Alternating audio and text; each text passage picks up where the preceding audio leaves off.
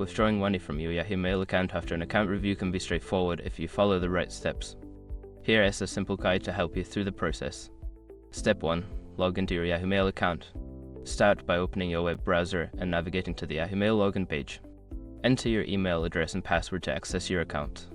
Step 2. Check for account review notifications.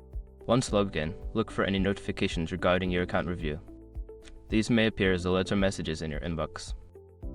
Ensure that your account is fully verified and that there are no outstanding issues. Step 3. Navigate to the payment section. In your Yahoo Mail account, locate the payment or money transfer section. This may be found in the settings or account management area. Click on the relevant link to proceed. Step 4. Select withdrawal options. Within the payment section, look for options related to withdrawing funds. You may have various methods available, such as bank transfer or digital wallets. Choose your preferred method for withdrawal. Step 5. Confirm and complete the withdrawal.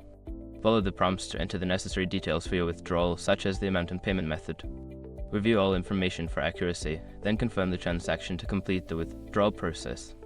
Once you have completed these steps, keep an eye on your chosen payment method for the funds to arrive.